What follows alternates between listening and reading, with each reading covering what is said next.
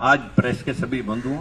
और हमारे जिसको हम बहुजन समाज कहते हैं, जिसमें पाल, गडरिया, निषाद, कोयरी, आज लगभग कोई जाति ऐसी नहीं है जो बहुजन समाज में आती है। सभी के अलग अलग क्षेत्र में उत्तर भारत के अंदर एक राजनीतिक दल बने हुए थे, लेकिन ये सभी राजनीतिक दल अपने अपने प्लेटफॉर्म से एक ही बात कह रहे थे कि हमें हमारा हिस्सा मिलना चाहिए। जिस आवाज को बुलंद किया भाई राहुल जी ने, और राहुल जी ने जातिगत जनगणना और जो आर्थिक सर्वे करके और सभी जगह जहां जहां भी किसी का हक बैठता था उसे दिलवाने की आज एक आवाज बुलंद की है। हमें लगा कि अगर हम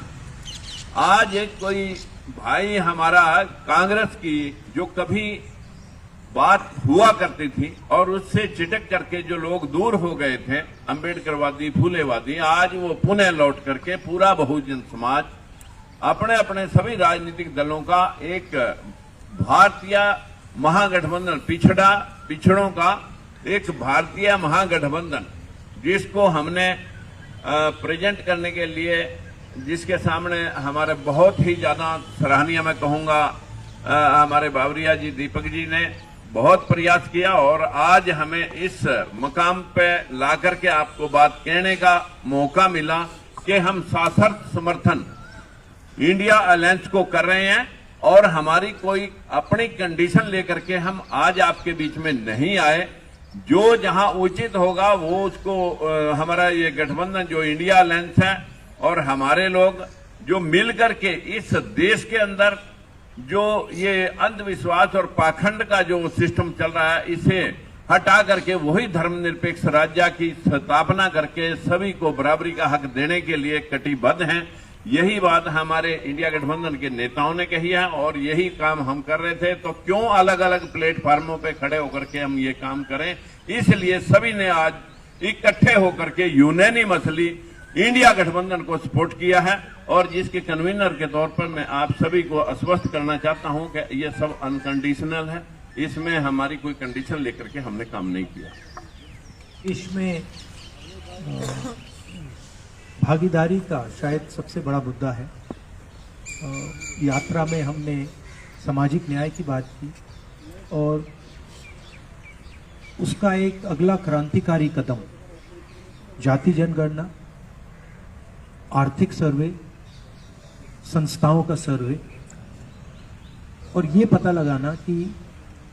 जो 90% आबादी है देश में, उनकी हिंदुस्तान के सिस्टम्स में, संस्थाओं में, कॉर्पोरेट्स में सचमुच में कितनी भागीदारी है, वो शायद एक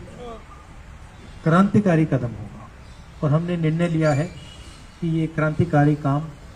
हम करने जा रहे हैं। मैनिफेस्टो में हमने कहा है। मैं सबका स्वागत करता हूं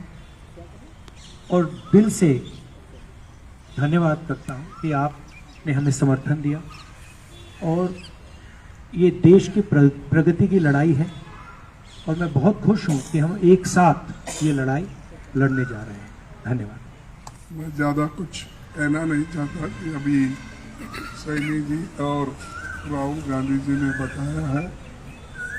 और इन्होंने स्वयं प्रेरित होकर